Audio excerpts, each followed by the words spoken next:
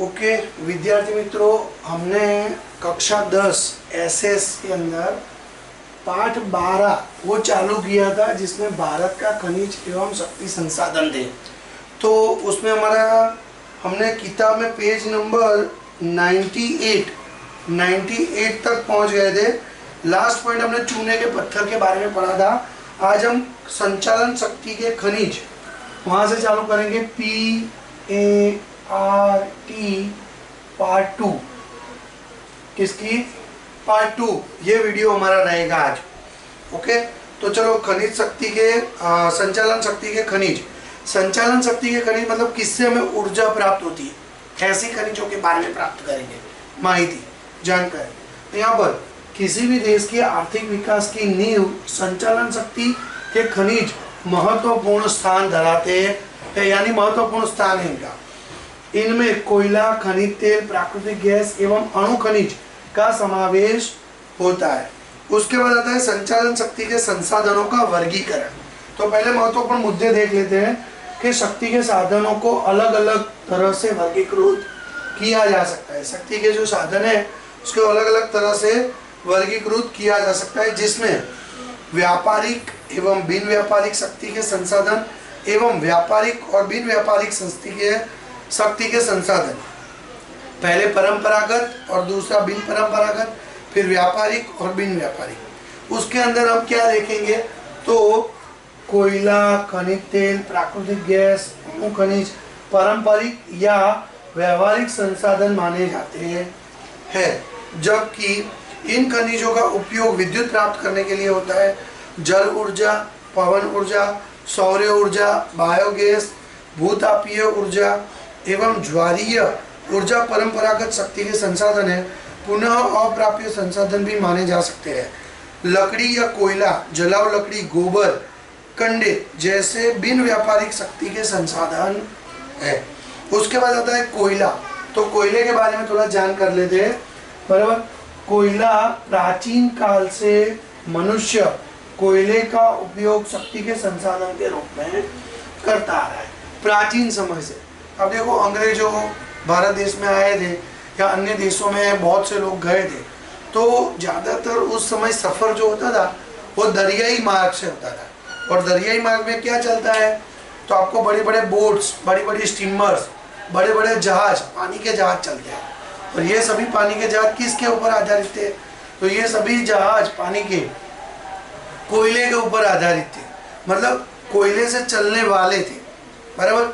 जिसे आग बोट या आग गाड़ी, अंग्रेजों ने भारत में ट्रेन की शुरुआत की तो शुरुआत में भी आग बोट या आग गाड़ी यानी ट्रेन कोयले से ही चलती थी। तो आप शोले पिक्चर देखे होंगे शायद, तो उसमें पिक्चर की शुरुआत में ही आप देख सको भाई ये ऐसी चीज़ें हैं, बराबर। तो कोयला ये बहुत महत्वपूर्ण शक्ति का संसाधन है। कोयले से स्टीम इंजन भी चलते हैं और कोयले से बिजली भी पैदा होती है। आज भारत सरकार के पास 50 या 150 सालों तक चले कोयला उतना है और उन कोयले में से ज़्यादातर बिजली ही पैदा की जाती है। कोयले से चलने वाले सभी उपकरण, चीज़ वस्तुएं सभी बंद कर दी गई। कोयले की जगह फिर किसने लिया है? पेट्रोल, डीजल और प्राकृतिक गैस ने।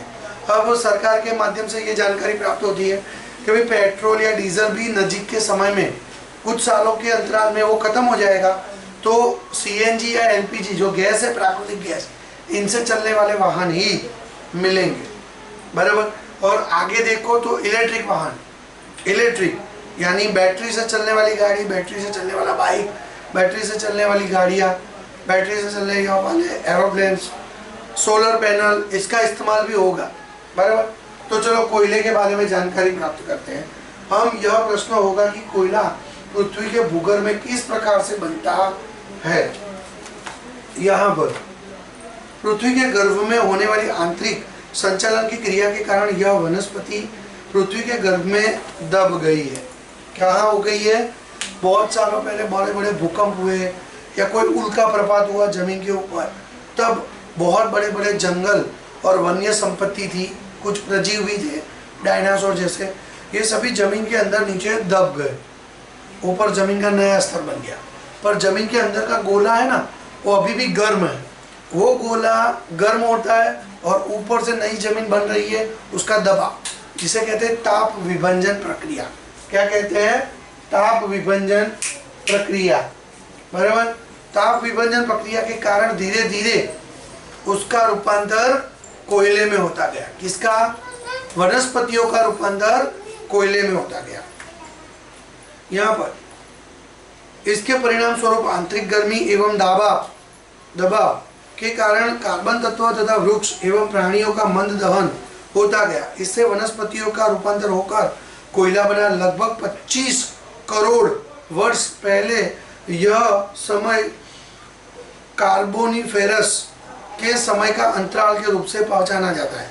इस दौरान वृक्ष धीरे धीरे दहन होकर इसका कार्बन तत्व वाले कोयले में रूपांतरण होता गया। भाप तंत्र की खोज, कोयले का उपयोग बढ़ता गया। इससे रेल या पानी तथा पानी के जहाज के परिवहन के साधन में इसका उपयोग बनता गया। फिर भी विद्युत की खोज से ताप विद्युत और उत्पादन में कोयले का महत्वपूर्ण खनिज माना गया। कोयले को ये कुछ उप उत्पादन भी मिले गए।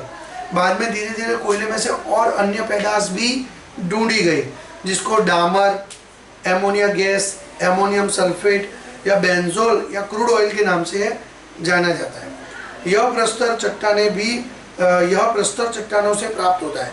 इसके कार्बन के तत्व के आधार पर कोयले के 4 भागों में 4 प्रकार के कोयलों में वर्गीकृत किया गया है, जिसमें पहला एंथ्रेसाइड कोयला, ब्यूटुमिनस कोयला, तीसरा लिग्नाइट कोयला और चौथा पीट कोयला। भारत में कोयले के भंडार। भारत में कोयले का उत्पादन करने वाले मुख्य राज्य झारखंड, उड़ीसा, पश्चिम बंगाल, छत्तीसगढ़, मध्य प्रदेश एवं जम्मू कश्मीर है। तदुपरांत राजस्थान, तमिलनाडु, असम एवं गुजरात से भी कोयला प्राप्त होता है। गुजरात में खनिज कोयले के क्षेत्र कच्छ, भरूच, महसाणा, भावनगर, सूरत है। यहाँ लिग्नाइट कोलसा मिलता है। 4 प्रकार के बोले ना, वो 4 में से लिग्नाइट कोलसा गुजरात में से अधिक मात्रा में प्राप्त होता है। उसके बाद हम देखते हैं खनिज तेल।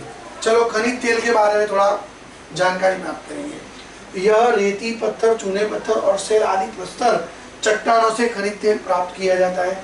भारत के खनिज तेल के भंडार 5 विभागों में बांटे गए हैं। भारत में भी खनिज तेल प्राप्त होता है।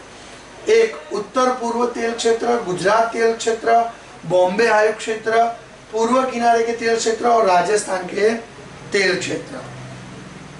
बराबर। भारत में सबसे पहले 1866 में असम में तेल का कुआं खोदा गया और 1867 में माकूम, आसाम से खनिज तेल प्राप्त हुआ। इसके बाद भारत में अन्य स्थलों से भी तेल के भंडार प्राप्त हुए। ये 5 भाग जो इसमें बांटे गए वो। फिर आता है गुजरात के तेल क्षेत्र के बारे में बात करेंगे। स्वतंत्रता के बाद 1958 में गुजरात के खेड़ा जिले में लुणेज गांव में सर्वप्रथम तेल प्राप्त हुआ है। इसके बाद गुजरात में अंकलेश्वर, महसाणा, कलोल, नवागाम, कोसंबा, साणंद, अहमदाबाद, गांधीनगर, वडोदरा, भरूच एवं भावनगर से भी खनिज तेल प्राप्त होता है। उसके बाद आता है खनिज तेल का शुद्धिकरण। तो खनिज तेल का शुद्धिकरण की जो प्रक्रिया है, जिसमें सबसे पहले और अधिक मात्रा में हमें प्राकृतिक गैस प्राप्त होता था। गुजरात की सरकार को सबसे पहले ये पता नहीं था कि खनिज तेल का कुआं खोदा है, पर खनिज तेल नहीं मिलता, उसमें से गैस निकलती थी। तो वो लोग क्या करते, कुएं को ऊपर से बंद कर देते थे और एक पतली पाइप के माध्यम से गैस को धीरे धीरे बाहर आने देते थे और उसके ऊपर आग लगा देते थे। मतलब वो आग से जल जाया करता था। फिर बाद में पता चला भाई ये तो मीथेन मुख्य गैस के रूप में इस्तेमाल कर सकते हैं, और धीरे धीरे सरकार ने ऐसी टेक्नोलॉजी बनाई कि आज घर घर गैस की पाइपलाइन आ चुकी है।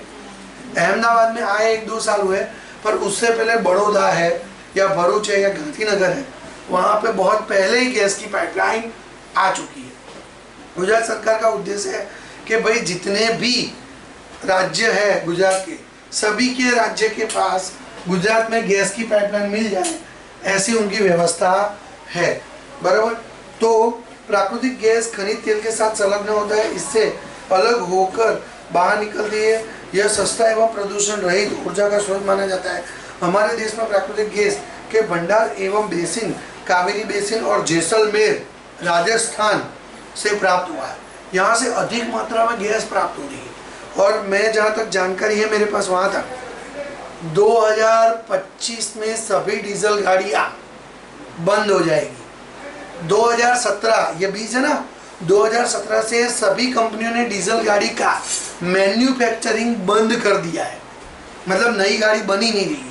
और सरकार तो यहाँ तक कह रही है कि 2030-32 तक पेट्रोल गाड़ियाँ भी सभी बंद हो जाएगी। ओके, तो आपके जो अभी के पेट्रोल पंप है वो पेट्रोल पंप पर आज से प्रक्रिया चालू हो गई। मैंने अखबार में 1-2 दिन में पढ़ा, सभी पेट्रोल पंप पर जो डीजल के और पेट्रोल के पंप होते हैं ना, उसकी जगह अभी इलेक्ट्रिक पॉइंट आ रहे हैं, इलेक्ट्रिक पॉइंट और सीएनजी पंप्स आ रहे हैं।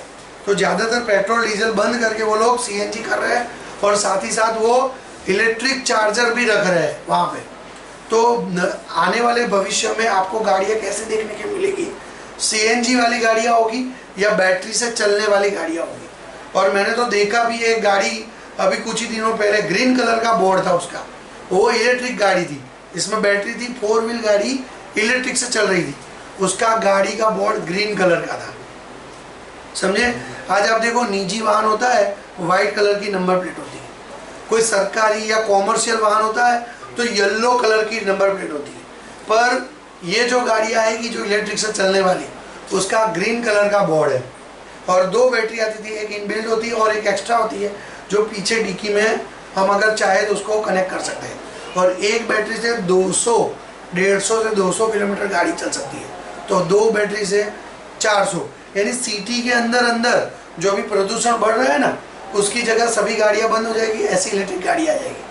तो आप देखो सिटी के अंदर कितना भी घूम लो सुबह से शाम तक, आप ज़्यादा से ज़्यादा 100 किलोमीटर या 150 किलोमीटर घूम पाओगे, उससे ज़्यादा नहीं। फिर सिटी के अंदर ट्रैफिक ही इतना होता है, आपको कहीं से कहीं जाना है तो आप पूरे दिन भी घूम लो ना, तो भी गाड़ी में आपका 100 किलोमीटर से ज़्यादा, मेरी गिनती है 100 से ज़्यादा नहीं होगा। चलो मान लो 150 भी घूम लिया तो भी वो उसकी कैपेसिटी 150 से 200 किलोमीटर की है। यानी समझो कि आपने एक गाड़ी की बैटरी आप चार्ज करके चलाना चालू किया, दूसरी बैटरी घर पे चार्ज करने में रख दी, रात को गाड़ी आई, दूसरे दिन वो चार्ज किया और बैटरी लगा दो और पहली वाली बैटरी चार्जिंग में रख दो। और पेट्रोल पंप पर भी आपको ऐसे चार्जिंग पॉइंट मिलेंगे, बराबर। और ऐसी चार्जिंग पॉइंट होगी वहाँ पर कि आपको 15 से 20 मिनट में फुल चार्ज करके दे देगी, क्योंकि अगर 2 घंटे गाड़ी वहाँ रखनी पड़ेगी तो इसका कोई मतलब नहीं बनता। इससे बेटर है कि हम ही घर पे चार्जर पॉइंट करके चार्ज कर दें, बराबर। तो बिजली की खपत ज़्यादा होने वाली है, पर सरकार ने इससे भी निपटने के लिए पहले से ही 2015 से गुजरात सरकार ने एक पूरा कानून पारित किया है कि भाई गुजरात के लोगों को सूर्य ऊर्जा सबसे ज़्यादा मिलती है, तो ज़्यादा से ज़्यादा लोग अपने घरों के ऊपर सोलर पैनल लगाएं। आज 2-4 दिन पहले मेरे सोसाइटी में, मेरी लाइन में एक आगे का मकान है, उन्होंने सोलर पैनल लगवाए। मेरे अंकल के वहाँ जहाँ पे मैं सोसाइटी में जाता हूँ 10-12 लोगों ने सोलर पैनल लगवा दी। सरकार ने इससे पहले इसका इंतजाम कर दिया है कि अगर सोलर पैनल घर पे होगी तो बिजली की खपत ज़्यादा होने पर टोरेंट पावर से बिजली नहीं लेनी पड़ेगी। उसका एक और फ़ायदा भी है। क्या फ़ायदा है? 1 महीने की वो आपको 3000 की बिजली देता है, तो आपका लाइट बिल कितना आता है 2 महीने का? औसत 2500 के आसपास। तो 2 महीने के कितने हुए? 6000 मिले आपको। तो ऐसा हर महीने अगर मैं बोलूँ तो हर महीने 1000 की मेरी बिजली बचेगी, जो यहाँ से टोरेंट पावर में जाएगी। 12 महीने की मेरे को कितने का चेक मिलेगा? 12000 का चेक मिलेगा। यानी समझ लो एक साइड इनकम भी हो गई आपकी। पहले आप 1 लाख रुपए का प्रोजेक्ट डलवाएंगे टोरेंट पावर का या बिजली का, ये सोलर पैनल का, तो सोलर में आपको 1 लाख रुपए देने पड़ेंगे, पर उसमें भी सरकार अभी सब्सिडी दे रही है। क्या?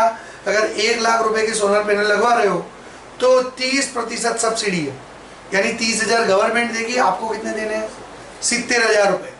और वो भी 70,000 की लोन कर सकते हैं। SBI और पंजाब नेशनल बैंक ये सोलर पैनल लगाने के लिए भी आपको लोन दे रही है। तो सरकार आगे की सोचकर धीरे धीरे हर एक घरों पे, आपका बहुत बड़ा ढाबा है तो आधे ढाबे में सोलर पैनल लगाओ, आधा खुला रखो। आप आपके पास 2 माले का मकान है, एक और रूम उतार दो, एक रूम 10 बाय 10 का उतार दो, उस रूम के ऊपर सोलर पैनल लगा दो, तो बाकी का 3 हिस्से का जो ढाबा है वो आपको खाली भी मिलेगा और एक रूम भी मिल गया और रूम के ऊपर सोलर पैनल भी लग गई। तो बहुत सारे फायदे हैं, पर वो आपके ऊपर है। ऊर्जा के बिन परंपरागत स्रोत, खनिज तेल या खनिज कोयला बराबर जैसे शक्ति के संसाधन चुनित भंडार उपलब्ध है। इससे लंबे समय तक बचाए रखने के लिए विकल्प खोजने के प्रयत्न आरंभ हो चुके हैं। खनिज तेल या कोयला कुछ सालों में खत्म हो रहा है। ऐसा बोला जा रहा है कि 50 साल में खनिज तेल यानी पेट्रोल खत्म हो जाएगा, डीजल भी खत्म हो जाएगा, और 100 सालों के अंतराल में कोयला भी खत्म हो जाएगा। तो इसके विकल्प ढूंढने पड़ेंगे ना। उसके बाद आता है सौर ऊर्जा। तो सौर ऊर्जा में आपको मेरे से ज्यादा जानकारी होगी, बराबर। चलो, सूर्य पृथ्वी की सतह पर ऊर्जा का मूल स्रोत माना जाता है। ये इतनी सारी ऊर्जा पृथ्वी पर फेंक रहा है कि अगर हम लोग इसका सही इस्तेमाल करें तो किसी को भी टॉरेंट पावर से बिजली लेने की जरूरत ही ना पड़े।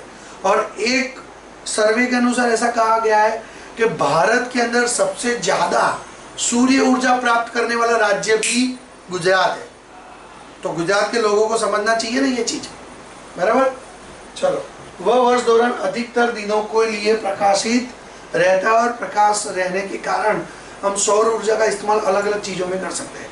सूर्य cooker, solar panel, solar water heater, बराबर, और बहुत सारे काम सूर्य से हो सकते हैं, बराबर। चलो, आगे है पवन ऊर्जा।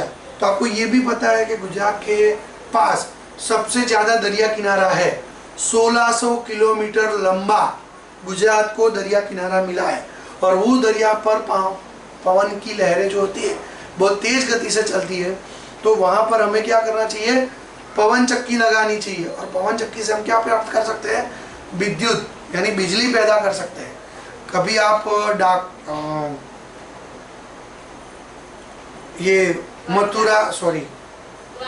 द्वारका के साइड गए हो, द्वारका बेट द्वारका कभी घूमने गए हो तो वहां पर बीच में बहुत बड़ी बड़ी पवन चक्की आपको देखने को मिलेगी। जामनगर के आसपास, जामनगर, द्वारका, वहां पे बहुत सारी पवन चक्की सरकार ने लगाई है। इसका खर्च एक ही बार करना पड़ता है और 10 सालों तक ये पवन चक्की अपने आप ही काम करती रहती है। हालांकि उसका मेंटेनेंस है, देख रेख रखनी पड़ती है, ग्रीस ऑयल वगैरह सब थोड़ा मेंटेनेंस रहता है, पर आपको मुफ्त में पवन से ही बिजली मिल जाती है, बराबर। तो पवन ऊर्जा, पृथ्वी की सतह पर सूर्य ऊर्जा से पवन चलता सभी का मूल स्रोत सूर्य ऊर्जा है, बराबर। हमारे देश में समुद्र किनारा एवं खुले प्रदेश पवन चक्की द्वारा पवन ऊर्जा प्राप्त करने के लिए सक्षम है, बराबर।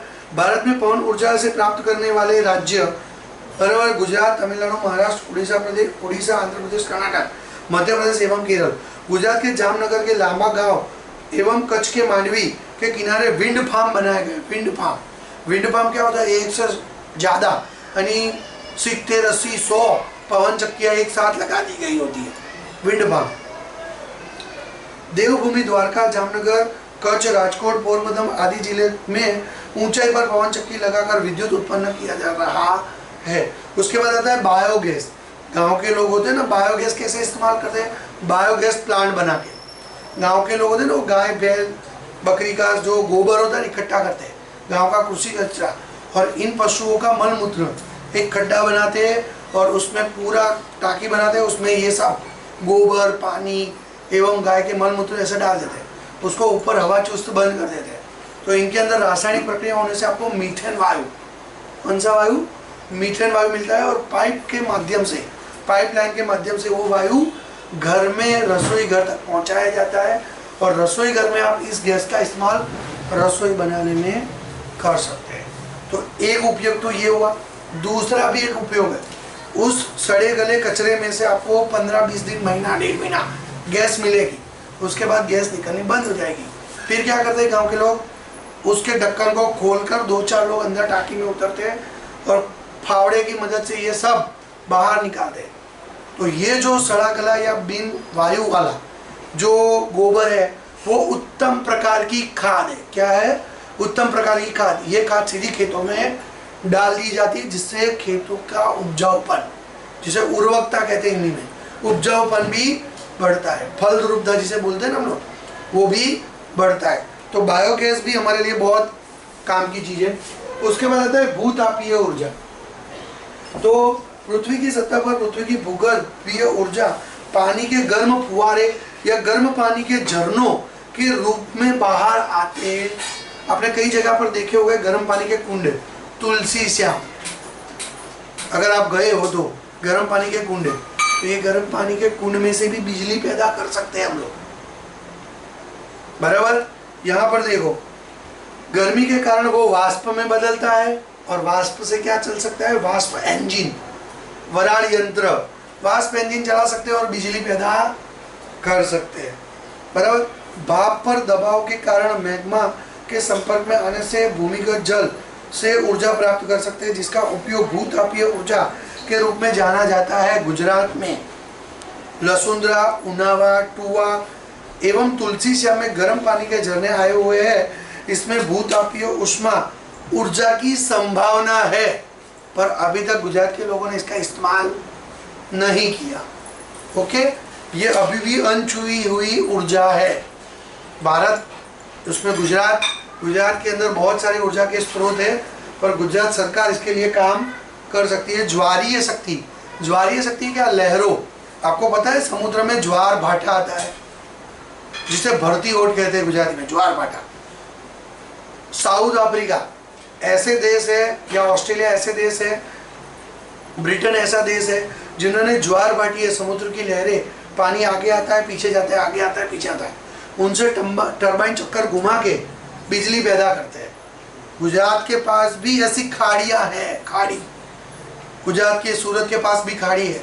गुजरात सरकार चाहे तो उसमें अभी भी उसमें कोई ऐसा ऑटोमेटिक सिस्टम वाला, उन लोगों ने जो लगाया वो ऑटोमेटिक सिस्टम वाला है, पानी आता है जाता है, टरबाइन चक्कर आगे पीछे होता रहता है और बिजली पैदा होती रहती है। बहुत कम खर्च में और सालों तक मिलने वाली ये ऊर्जा है। एक बार खर्चा करना पड़ता है बहुत ज़्यादा, पर वो कर ले तो अच्छा है, बराबर। हाँ, ज्वार के पानी से अधिक शक्ति प्राप्त हो सकती है। इसके साथ टरबाइन लगाकर विद्युत शक्ति प्राप्त की जा सकती है। 1910 में सबसे पहले फ्रांस ने ज्वार भाटे की सहायता से बिजली प्राप्त करने की योजना शुरू की है। भारत में भी विशाल समुद्र किनारा होने से ऊर्जा प्राप्त करने की संभावना बढ़ गई है, अभी तक इस्तेमाल नहीं किया। गुजरात की प्रॉब्लम ही यही है। हाँ, बच्चों को पढ़ने ही नहीं देना है ना, वो पढ़ेंगे, इंजीनियर बनेंगे, कुछ बनेंगे तो जाके कुछ आगे ऐसा कुछ सोचेंगे ना, पर कुछ किसी को पढ़ने ही नहीं देना है ना।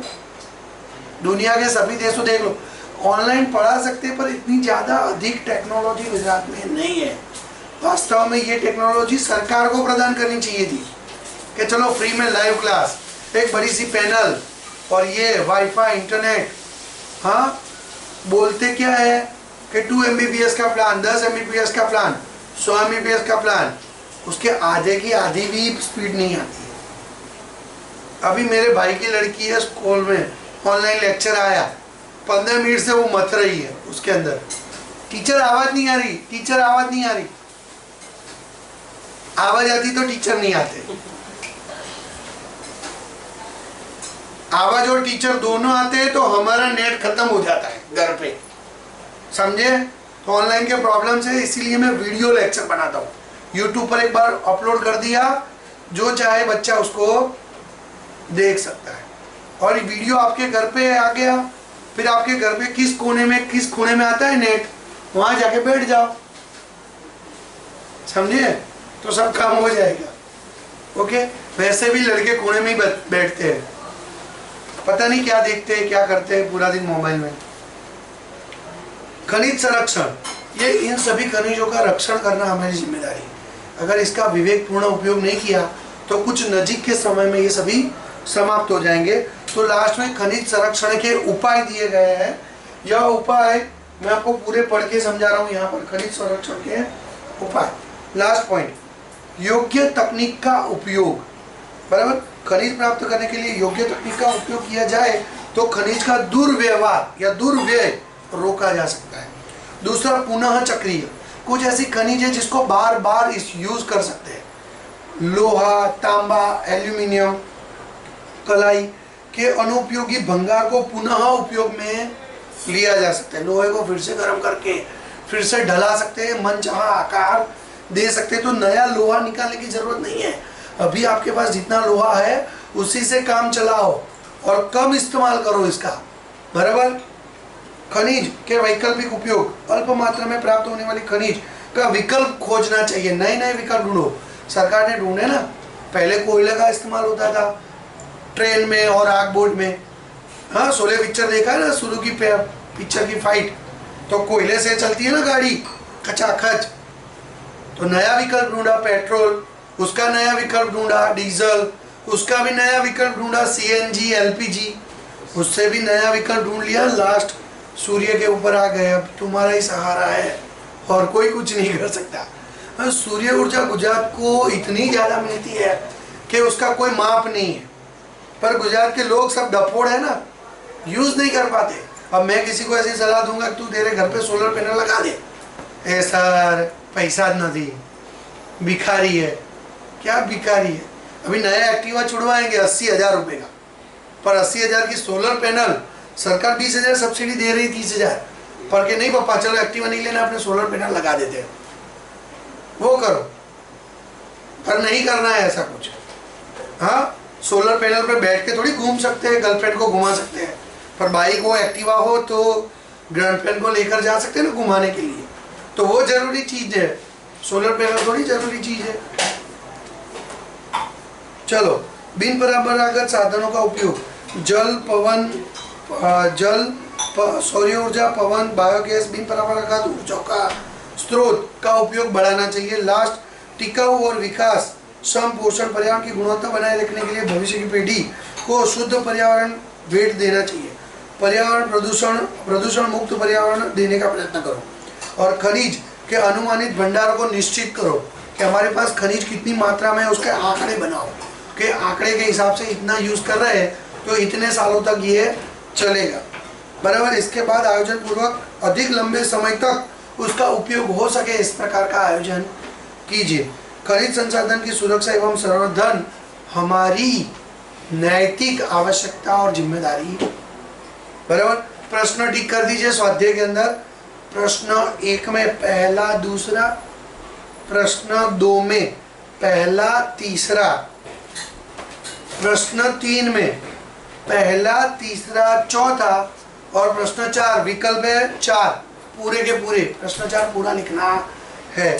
ओके, होमवर्क लिख के फोटो, होमवर्क में चौपड़े में से फोटो पाड़ कर रखने हैं ग्रुप में, ताकि पता चले कि कितने बच्चे होमवर्क लिख रहे हैं। ओके, आज तो